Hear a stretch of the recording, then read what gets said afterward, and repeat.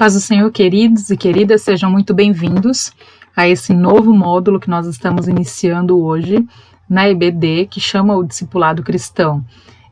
Sejam bem-vindos aqueles que estavam no módulo anterior, no módulo 1, e esses que estão chegando agora e se matricularam. Talvez você esteja chegando na EBD, ter sido convidado pelo grupo, pelo WhatsApp que nós enviamos sobre as matrículas, e talvez você esteja chegando na EBD agora, talvez você nem fosse aluno da EBD anteriormente, está começando a acompanhar a nossa EBD agora. Eu quero dizer que sejam muito bem-vindos e que nós possamos ter essas 14 aulas, 14 semanas abençoadas, que nós possamos aprender muito sobre a palavra de Deus e que o Espírito Santo possa nos capacitar para que possamos fazer aulas durante essas semanas que nos impactem e que nos transformem, né? Não adianta a gente aprender sobre a palavra de Deus se nós não colocarmos em prática tudo que nós aprendemos. Então, que nós possamos aprender e que nós possamos praticar tudo aquilo que vamos falar durante essas semanas. Para quem não me conhece, meu nome é Fernanda. Eu, juntamente com o professor Vinícius e o professor Godfred, vamos estar ministrando esse curso durante esse tempo. Por enquanto, e até que venha uma ordem diferente, ainda estaremos fazendo de maneira remota as nossas aulas. E que, graças a Deus pela tecnologia, e que Deus possa nos abençoar, e que Deus possa abençoar vocês que vão ouvir essa aula, para que vocês possam crescer e prosseguir em conhecer e prosseguir em conhecer a Deus e a sua palavra, que tanto é importante para a nossa vida e para o nosso crescimento espiritual.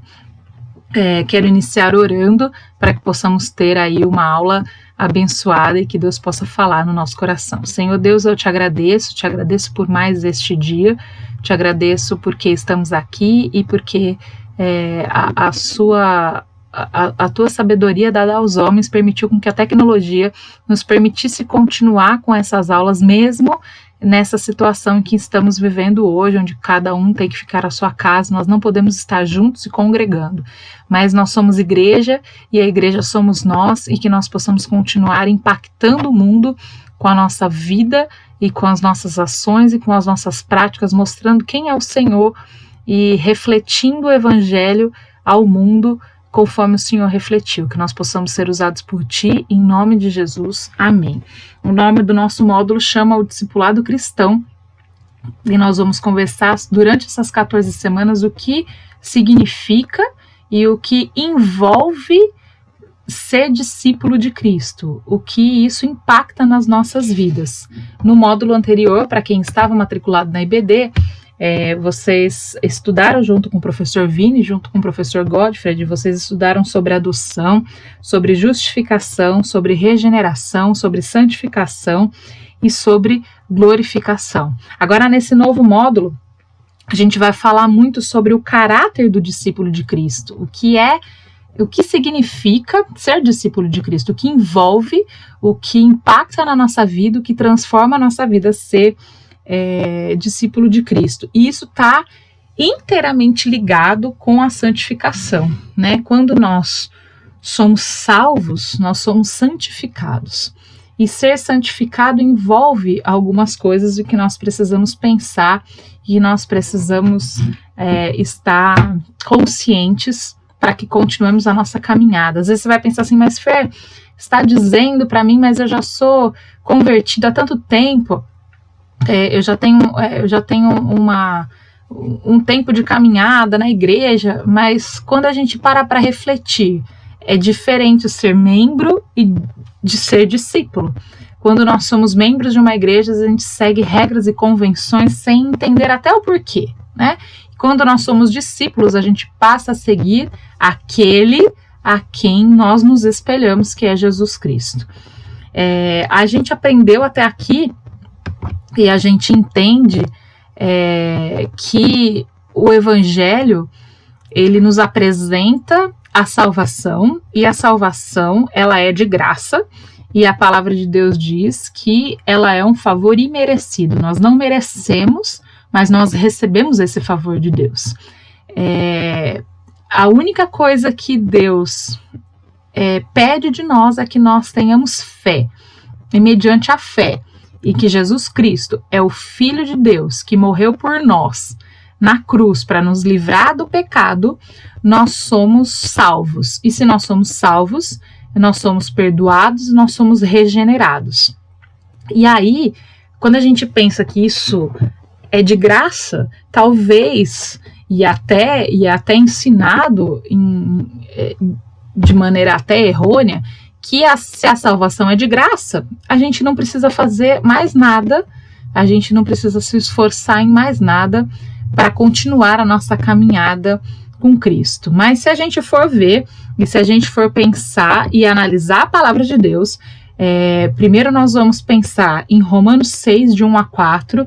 Os versículos que eu forem citando aí, eu aconselho que vocês parem o vídeo, abrem a Bíblia, leiam o versículo. Eu não vou fazer isso para que a aula não se estenda tanto, e aí vocês continuem com a aula, ok? E em Romanos 6 vem dizer que a resposta é de maneira nenhuma. Paulo diz enfaticamente que a cruz não nos livra de andarmos e termos uma forma de ser que não é mais igual a como nós éramos antes da salvação, né? E em 1 Pedro, aqui vocês estão vendo aí a referência, capítulo 1, dos versículos 14 ao 20, diz assim, que a gente não pode se deixar moldar pelas coisas que a gente pensava antes da salvação e pela maneira como nós vivíamos antes da salvação. E a palavra de Deus diz aí em Pedro, Jesus dizendo que sejam santos porque eu sou santo. Nós temos que ser santo porque aquele que nos salvou e aquele que nos regenerou, ele é santo. Então nós precisamos pensar nisso. Nós não fomos comprados por preço nenhum que a gente possa mensurar, que a gente possa perceber, que a gente possa comparar com alguma coisa.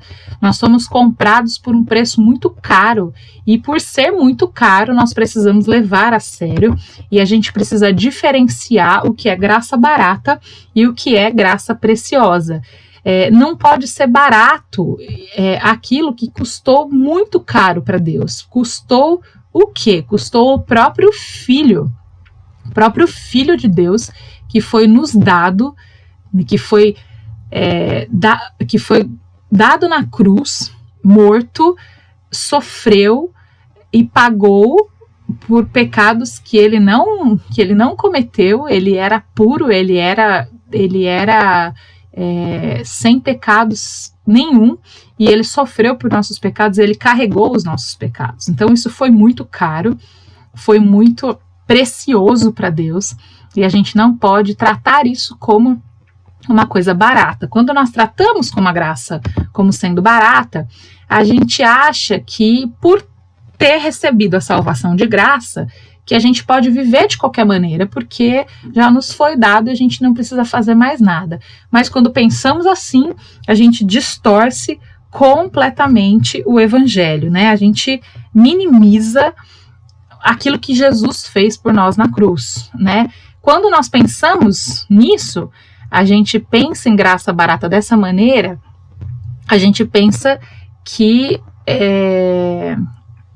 o perdão que é um perdão desperdiçado, que a graça oferecida, ela não pode ser de forma descuidada e sem custo para a gente, né? Tem um custo, né? A graça barata, ela prega um perdão sem arrependimento. Não tem como você ser perdoado sem antes se arrepender daquilo que você fez. Até porque nós sabemos que quando nós nos arrependemos de verdade de alguma coisa que a gente fez, a gente não volta mais a cometer. Tem uma diferença muito grande entre remorso e perdão. Quando nós temos remorso, a gente, fica culpada, que nem quando a gente come um doce, né? E fica com remorso, fala, não devia ter comido isso, mas a gente logo depois volta e come o doce de novo, né? Quando nós cometemos um erro e a gente fica com remorso e comete de novo, mas quando nós nos arrependemos de verdade, a gente não volta a cometer. Então, a gente tem que pensar isso. Essa graça barata, ela envolve um batismo sem verdade, ela envolve uma ceia sem autoexame. O que a palavra de Deus diz é que examine-se, pois, o homem a si mesmo. Nós temos que nos examinar a cada dia. A gente está muito preocupado, e o homem tem esse defeito, o homem, estou falando em questão de humanidade, tem esse defeito de olhar para os erros dos outros e nunca perceber os próprios erros e nunca se autoexaminar. É muito difícil a gente perceber os nossos próprios defeitos, e é uma absolvição sem confissão. Nós precisamos confessar os nossos pecados a Deus.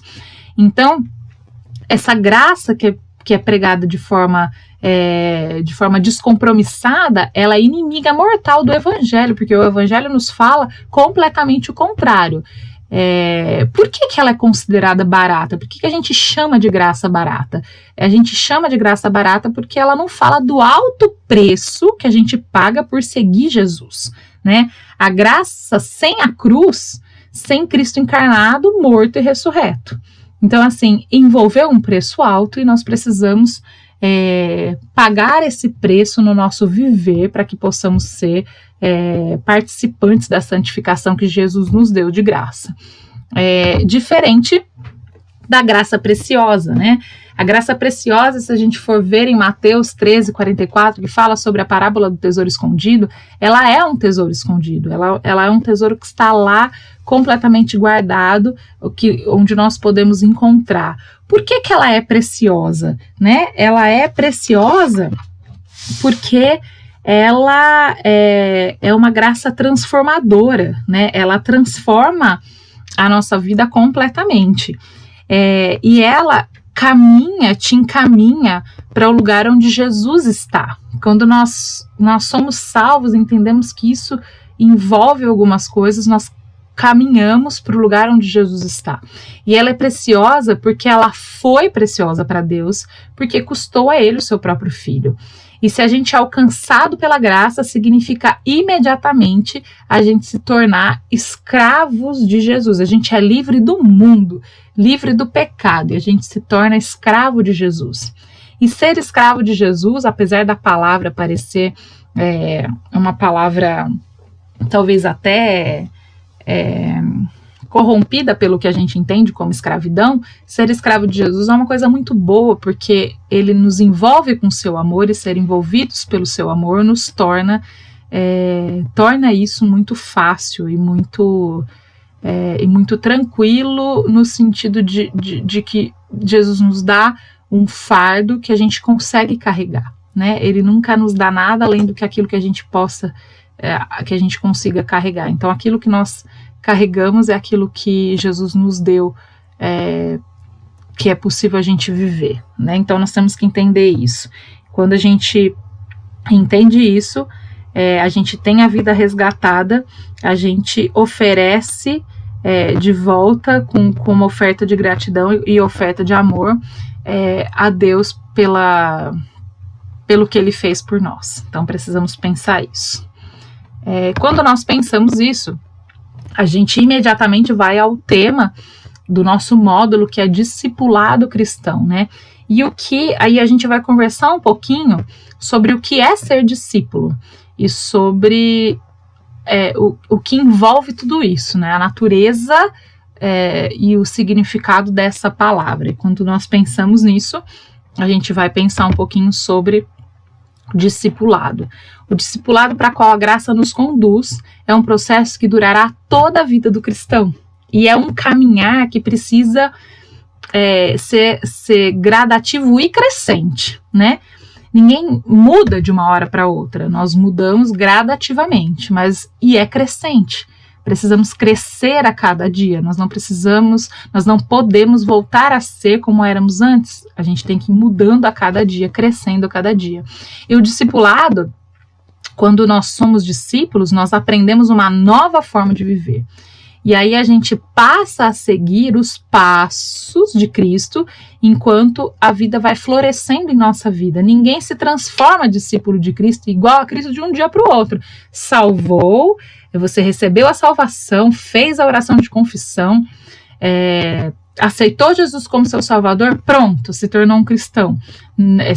Se tornou um discípulo. Não é assim que funciona. Né? O discipulado é uma crescente, é um convívio, e o crescimento não é automático, e a gente precisa de compromisso. Se não tivermos compromisso, e a gente precisa entregar a Jesus todo o controle de todas as áreas da nossa vida. A gente tem o hábito, às vezes, de guardar algumas áreas da nossa vida onde a gente não entrega o controle a Deus. E o controle está nas mãos dele de todas as áreas envolvidas. Então, a gente pode dizer que Jesus nos salva e ele nos conduz a ser como ele. E aí, quando nós aceitamos isso, a gente pode dizer as palavras que Paulo disse em Gálatas 2:20, que diz: agora já não sou eu mais quem vivo, mas Cristo vive em mim, e a vida que eu vivo hoje é a vida dele, é a vida como ele me ensinou. Então precisamos entender isso, entender que a gente vive pela fé no Filho de Deus que amou e se entregou por nós, né? O que diz em Gálatas 20. Depois vocês retomem lá. A gente precisa de compromisso. Vamos conversar um pouquinho sobre a natureza do discipulado. A gente primeiro precisa entender o conceito da palavra discípulo, o que é ser discípulo, né? Precisamos entender o que é ser discípulo, compreender o que Jesus tem para nos ensinar. Só um minutinho aqui, vou ajeitar aqui o slide, né? Ser discípulo de Jesus, o que significa? Vamos entender um pouquinho o que é o conceito do discipulado. O conceito de discipulado vem das primeiras sociedades tribais, né? E ela era a relação entre pessoas mais velhas e pessoas mais novas. Antigamente, né, nessas sociedades, não existia uma escola, um ambiente como existe hoje, uma sala de aula, não. O ensino era feito entre uma pessoa mais velha e uma pessoa mais nova, caminhando junto por muito tempo e aprendendo sobre a sabedoria e sobre a experiência desses homens mais velhos, ensinando os seus discípulos, os seus aprendizes mais novos. E esse modelo ele permanece por milhares de anos, e a gente vê muito isso na história da educação, na Grécia Antiga e na Roma, e em Roma, na Roma Imperial. A gente vê muito isso nessa história. O melhor exemplo que a gente tem, talvez o mais famoso, né? Não o melhor, mas o mais famoso, é do filósofo Sócrates, né?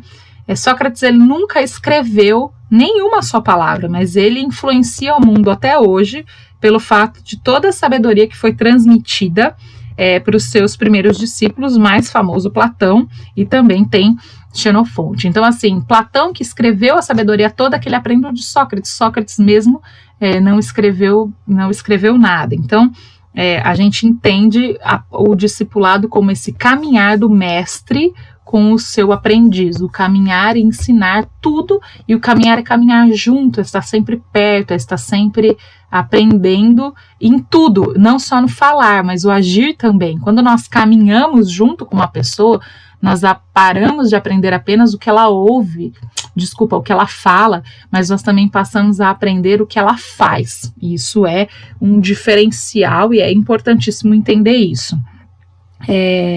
A gente entende também que em Israel, nos tempos de Jesus, essa também era uma base de educação moral, civil e religiosa, que era sustentada também por esse relacionamento de mestre e discípulo, né? Então, a gente tem que entender que era uma relação além de relação professor-aluno, porque era uma vivência integral. O vínculo do mestre com o discípulo era muito mais profundo, e eles passam a viver lado a lado, próximo, íntimo, diário, e aí o discipulador molda o aprendiz com seus ensinamentos, e o discípulo ele costumava ficar anos sobre a tutela do mesmo mestre, e até absorver tudo que ele tinha para aprender sobre a sua visão de mundo. Então, é isso que acontece. E aí, quando a gente vê Jesus, ele é reconhecido, quando ele anda na Judéia, na Samaria, na Galiléia, ele é reconhecido como um mestre religioso. Os mestres naquela época, eles eram experientes fariseus, né? Alguns dos mais importantes da figura na sociedade, alguns da mais importante figura nessa sociedade judaica, e estava sempre rodeado pelos seus seguidores, ouvindo e aprendendo a cada dia. E aí ele influencia, e aí ele não aprende as características por mera imitação, e sim por habitação, por estar junto, né? Não é simplesmente imitar, é habitar junto, é ser transformado junto, e aí a gente não passa a seguir, mas ele passa a viver em cada um de nós. Então, a gente precisa entender o que é ser discípulo de Cristo, né? Quando nós pensamos nessa questão do que é ser discípulo, a gente precisa entender o que significa ser discípulo. Quando a gente é discípulo, a gente não cultiva nenhuma outra ambição senão ser como o nosso mestre. Lucas, capítulo 6, versículo 40, fala isso, que a maior ambição que um discípulo tem é ser igual ao seu mestre. Essa tem que ser a nossa ambição como discípulo de Cristo. E aí, quando a gente pensa, né, no que é ser discípulo, a gente vem aí entender algumas verdades sobre o que é o discipulado cristão. Entendendo que o discipulado, ele não se resume apenas em aprender lições de vida e de moral, né? Não é um ensinamento de regras e de coisas que não fazem nenhum sentido, né? Ser discípulo de Cristo é como se a gente tem que entender que nós somos seguidores de uma pessoa que não é comum, de uma pessoa que é muito diferente dos mestres que a gente conheceu na história e talvez conheça até hoje, né? A gente tem que entender que um Deus, porque Jesus é o próprio Deus encarnado, né? Ele veio à Terra encarnado, ele foi morto e ele ressuscitou. E quando ele fala pra gente agora, sigam esses mandamentos e vocês serão boas pessoas, não é assim que funciona, né? O propósito por trás do discipulado é muito mais amplo, é muito mais sublime do que isso. Não é simplesmente venham e sigam essas regras e sigam esses mandamentos sem fazer nenhum sentido e sem compreender o que nós estamos vivendo. Essa é uma realidade que quando a gente é chamado ao discipulado, a gente tem que entender que algumas verdades, e a gente vai falar de 5 verdades sobre o que significa ser discípulo, para que a gente compreenda e passe a viver dessa maneira. A partir de agora, repensa a nossa vida enquanto discípulo, que nós precisamos crescer e entender em relação a isso. Então, a primeira verdade diz que o discipulado é a forma pela qual crescemos à imagem e semelhança de Jesus.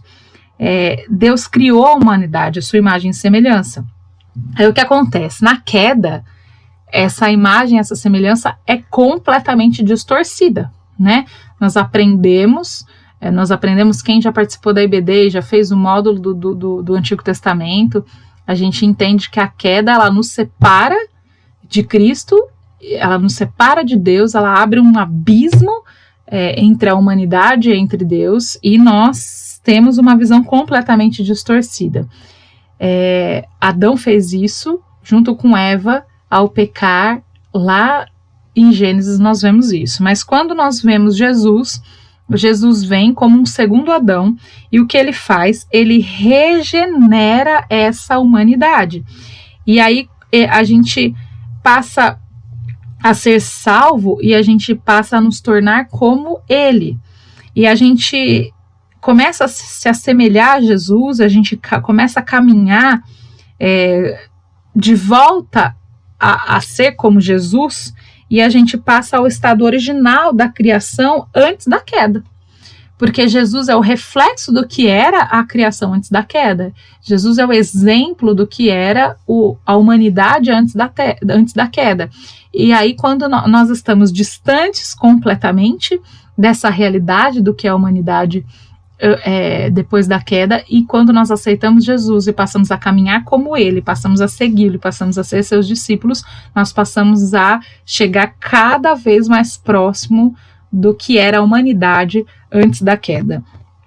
E o objetivo de Deus não é tornar a nossa vida fácil, confortável, próspera, é simplesmente nos fazer mais e mais semelhantes a Jesus. Então, você não foi salvo para ser rico, você não foi salvo para ser próspero, você não foi salvo para ser feliz 100% do tempo, no sentido de ter só, sem dificuldades nenhuma. A gente foi salvo para se parecer cada vez mais com Jesus, né? E aí todas as bênçãos e as alegrias que a gente sente é decorrente dessa semelhança. Nós recebemos bênçãos e nós recebemos alegrias porque somos iguais a Cristo. Às vezes a gente distorce isso e busca primeiro as bênçãos e as alegrias antes de ser parecido com Cristo. E aí uma coisa não está atrelada à outra e está distorcendo do que é o Evangelho. Então a gente entende isso. A segunda verdade que nós temos aí é que o discípulo é o chamado, o discipulado é o chamado para sermos verdadeiros humanos. Jesus é um verdadeiro ser humano. E ele é a exata expressão da imagem e semelhança de Deus. Então, quando a gente passa a seguir, se ele é homem perfeito, e ser discípulo é segui-lo e viver como ele. Então, o discipulado se torna um caminho para que a gente se torne gente de verdade, né? Para que a gente aprende a ser como Jesus, do jeito que ele pensa, do jeito que ele sente, do jeito que ele vive, do jeito que ele ora, do jeito que ele ama, e a gente vai se tornando o ser humano perfeito. A palavra de Deus diz que nós temos que conhecer e prosseguir em conhecer, e nós vamos crescendo e crescendo até chegar à estatura de varão perfeito. Nós fomos chamados para sermos como Cristo, para irmos crescendo e sermos cada vez mais parecidos com Ele, para quando nós somos chamados por Deus para viver no céu, nós possamos ser humanos perfeitos. Mas nós precisamos aperfeiçoar a partir do momento que aceitamos a Cristo como nosso Salvador. A terceira verdade que diz é que o discipulado é um chamado para sermos povo de Deus. Por toda a Bíblia, Deus chama pessoas para formar um povo que obedeça e faça a diferença no mundo. Quando a gente vê a história de Israel, quando Deus chama Abraão e fala, por ti, Abraão, serão benditas todas as famílias da terra, ele estava dizendo que a partir daquele momento onde ele junta um povo, esse povo tinha que ser diferente e mostrar a diferença para todos aqueles que estavam próximos deles. Então, como que eles mostrariam essa diferença? Obedecendo à lei. Quando eles obedeciam à lei, eles faziam diferença, né? E eles eram luz para as nações e eles revelariam a glória de Deus. Claro que essa missão por Israel foi frustrada, né? Israel não conseguiu caminhar e continuar com essa função, e Jesus, e aí todo o Antigo Testamento vira uma sombra para as coisas que hão de vir, e Jesus vem para cumprir 100% do papel de Israel, Jesus sendo Israel e ajuntando de novo judeus próximos dele, 12 discípulos, simbolizando aí as 12 tribos de Israel, e aí eles começam a ser os primeiros desse grande povo que vai fazer a diferença na humanidade. E aí ele é chamado, e desde Abraão ele diz que seriam benditas todas as famílias da terra. Já era multiétnico essa bênção que Deus deu, essa promessa que Deus fez a Abraão.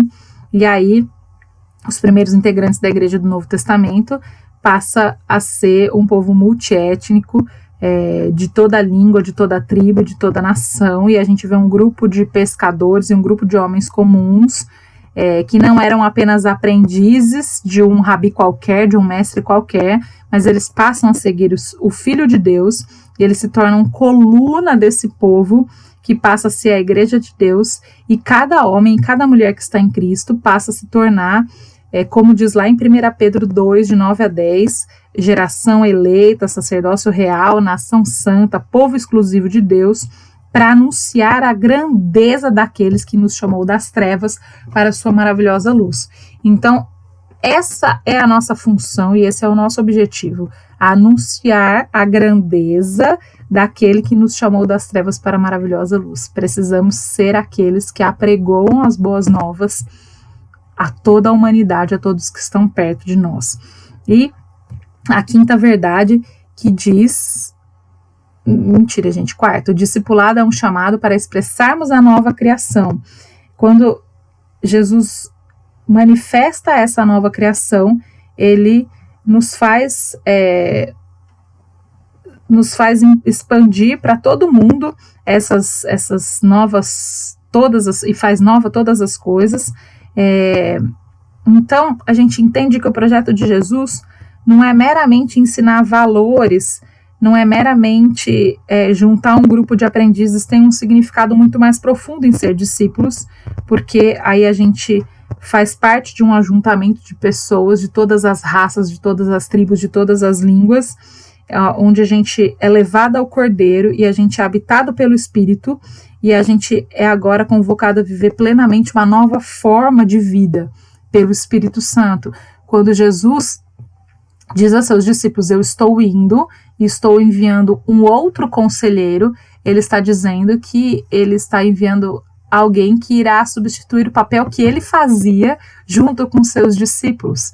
Mas agora o Espírito Santo consegue atingir qualquer pessoa, em qualquer lugar, em qualquer tempo, e ele faz o papel de Jesus, de nos tornar parecidos com Jesus. Ele é o próprio Cristo nos aconselhando e nos levando a um caminhar que nos torna, de fato, iguais e semelhantes a Cristo. E aí a igreja é o reinício do que Deus planejou lá na criação e nós precisamos fazer esse diferencial. Nós somos uma nova linhagem na história, nós somos uma nova humanidade e nós somos os primeiros sinais de redenção de toda a criação. A igreja tem que mostrar o sinal de redenção, e o sinal de redenção envolve ser um diferencial, envolve ser olhado de uma maneira diferente pelo mundo, para que o mundo queira conhecer aquele que está nos regenerando. E agora sim, a quinta verdade, o discipulado é um chamado para vivermos plenamente. E a gente tem que entender, porque o que Jesus diz é que nós teríamos vida abundante, né? Se nós o seguirmos, nós teríamos vida abundante. O discipulado é um projeto para todas as áreas da nossa vida, ele é algo integral, ele redime todas as dimensões. É uma lógica, né? Se o pecado se alastrou por todos os níveis da existência humana, a salvação também tem que alcançar todos os níveis da existência humana. Então, quando a gente caminha num discipulado, a gente vai restaurando todos os traços da morte, dos conflitos espirituais, físicos, mentais, emocionais, relacionais e sociais. Todas as áreas estão envolvidas nisso. E a vida eterna prometida por Jesus não se refere somente à quantidade de vida, agora você vai viver eternamente, mas ela também está relacionada a essa qualidade de vida. Qual é a qualidade de vida que nós estamos vivendo? Porque a vida eterna, a gente já está vivendo hoje. Nós não vamos viver a vida eterna só depois que a gente morrer e estar com Cristo. Ou se Jesus voltar e nós continuarmos vivendo. A gente já passa a viver a vida eterna a partir do momento que nós somos salvos e regenerados por Cristo. E aí, quando a gente passa a viver a vida eterna, a gente tem que ter uma qualidade nessa vida. E qual é a qualidade que nós estamos nessa vida? A gente precisa refletir. É verdade que Jesus nos salvou para a gente viver no céu depois da vida. Mas a salvação não é só isso. Ele nos salvou para nos dar uma vida diferente agora. Essa vida já nos foi dada e ela deve se manifestar integralmente em tudo que fazemos, em tudo que somos. Em todos os momentos nós temos que ser como Cristo é. Em todos, quando nós estamos sendo observados ou quando nós não estamos sendo observados. A salvação, ela inclui a esperança no paraíso. Claro, nós nem podemos viver sem pensar nisso, sem pensar nas coisas do alto, sem pensar no céu, sem pensar... vezes nós passamos batido tanto na nossa vida, na nossa carreira, que a gente esquece que nós temos que pensar nas coisas do alto, né? Mas a gente tem que manifestar um diferencial na nossa salvação quando a gente na reconciliação de uma família, no esforço pela superação dos males sociais, na justiça, na provisão para todos. A gente está vivendo um tempo onde deve tantas pessoas precisando de um auxílio, de uma ajuda, da igreja se mostrar igreja, e a igreja não estou dizendo templo, não estou dizendo nome, estou dizendo nós, enquanto cristãos, somos a igreja refletida e como nós estamos refletindo isso, né? Nós precisamos seguir os passos de Cristo para que ele resgate os traços da nossa humanidade distorcida pelo pecado. Ele vai resgatando aos poucos, né? E aos poucos nós temos que ir crescendo. Eu sempre falo que a gente, se olhar para trás, a gente vê que nós éramos melhores do que nós somos hoje, alguma coisa nessa caminhada está errada, porque a gente tem que crescer e sempre ser melhor. Amém? E quando a gente vê essas 5 verdades, a gente vê que não tem nada de ordinário, nada de comum aqui. Isso não é comum. Seguir Jesus é tê-lo como Senhor e é cumprir o grande plano redentivo de Deus ao longo de todas essas eras, ao longo de todo esse tempo. A gente tem que viver pelo poder da obra de Jesus e nós temos que ser aqui o seu corpo aqui na terra. Nós somos Cristo refletido aqui na terra. A gente tem que proclamar a redenção e a libertação quando a gente espalha vida, reconciliação, amor, alegria e paz. O discipulado cristão é o evangelho sendo vivido, falado, sentido e pregado.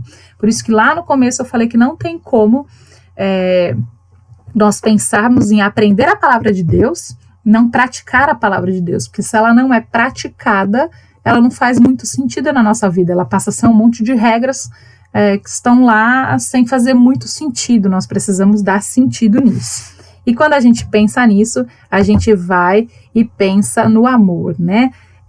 Tudo se resume ao amor. Agostinho escreve, eu vou ler essa frase, ama e faz o que quiseres. Se calares, calarás com amor. Se gritares, gritarás com amor. Se corrigires, corrigirás com amor. Se perdoares, perdoarás com amor. Se tiveres o amor enraizado em ti, nenhuma coisa senão o amor serão os teus frutos, né? E a gente consegue entender isso e pensar no que é viver no amor de Cristo, né? Como aprender a amar a Deus acima de tudo e os outros como a nós mesmos, é o coração do discipulado. Quando nós pensamos num discípulo, ele tem que fazer sacrifícios. Ele não é fazer sacrifícios sem sentidos ou seguir uma lista de regras sem saber porquê, mas é aprender a amar como Jesus amou. Esse é o principal alvo da vida do cristão. Em Mateus 22, de 37 a 40, nós vamos ver isso. A gente não pode confundir visões distorcidas de amor, né? O mundo, a cultura do mundo nos ensina uma visão, uma cultura de um amor romantizado, né? De um amor que nos libera de viver da maneira como a gente quer, porque a gente ama e não é assim que funciona. O verdadeiro amor nos conduz a obedecer. Então, quem ama, obedece. Quando nós somos motivados pelo um amor genuíno, a gente não vive de forma desordenada e nem de forma imoral. A gente ama o padrão moral e ético que Cristo amou e obedeceu. Então, a gente deseja vivenciar da mesma maneira como Jesus vivia. Se Jesus não amava o padrão imoral, nós não podemos amar o padrão imoral. Então, o amor a Deus consiste em obedecer os seus mandamentos, né? E os seus mandamentos não são pesados. 1 João 5,3 diz isso: se alguém me ama, guardarás a minha palavra. Aquele que não me ama, não guardarás a minha palavra. João 14, de 23 a 24. O amor de Cristo nos constrange a obedecê-lo. 2 Coríntios 5,14. Essa palavra de Paulo é muito interessante. Nós nos sentimos o amor é tão grande. Nós sentimos um amor tão grande, nós vivemos um amor tão grande que nós fomos constrangidos a obedecê-lo, né? Então nós precisamos entender que quem ama, obedece. Se o amor não conduz à obediência a Cristo, não é amor. A verdadeira vida cristã é fortalecida, é energizada e conduzida pelo amor. Se não tiver amor, de nada vale todos os esforços que a gente faz para obedecer. 1 Coríntios 13 vem dizer muito fortemente para a gente sobre isso. Não adianta falar línguas estranhas, não adianta pregar bonito, não adianta fazer caridade, não adianta fazer nada se o amor não estiver envolvido por trás disso tudo. A qualidade da vida cristã é medida pelo amor que a gente tem e pelo amor que a gente demonstra por Deus e pelo próximo, né? A palavra de Deus diz, quando questionam a Jesus sobre qual é o mandamento mais importante, ele diz: ame a Deus, amarás a Deus sobre todas as coisas e ao próximo como a ti mesmo. Então, o amor é o mandamento principal e nós precisamos entender isso. Ser discípulo de Jesus é viver sobre essa consciência que extrapola sistematizar uma vida com regras, não é isso. O obedecer é consequência do amor, o fazer o bem é consequência do amor, o trabalho é consequência do amor, e tudo é consequência do amor, tudo que nós fazemos tem que ser consequência do amor, e a gente tem que fazer com amor. Quem vive assim verdadeiramente é discípulo e mestre do amor. Então a gente precisa entender tudo isso. Eu quero agradecer, né, por esse tempo onde estivemos juntos, e que nós possamos refletir sobre o que foi dito hoje, e que nós possamos orar e pedir a Deus para que a gente viva e aprenda a viver como Ele vive. E como foi dito durante o decorrer da aula, ser discípulo é caminhar com Ele. Para caminhar com Ele, nós precisamos caminhar com Ele, nós precisamos conversar com Ele, nós precisamos estar junto com Ele, e aprendendo a viver e a ser igreja, a ser Cristo. Ser igreja é ser Cristo na terra. Isso envolve uma responsabilidade muito grande de nós cristãos, que nós possamos refletir sobre isso, que nós possamos, na próxima semana, estarmos juntos de novo, aprendendo mais um pouco da palavra de Deus. Se ficou alguma dúvida, se eu cometi algum erro, eu citei um versículo que eu acho que eu citei a referência errada, eu vou verificar e retomo para vocês, e que vocês possam ter toda a liberdade de nos chamar, tanto eu, quanto o Vini, quanto o Godfrey, para poder tirar suas dúvidas, para poder conversar, para poder se aconselhar, para poder desabafar, e para que nós possamos, junto em comunidade, crescer e aprender a viver como aquele que nos amou e como aquele que nos ama até hoje. Amém? Que Deus possa abençoar a sua vida e até a próxima aula. Tchau, tchau.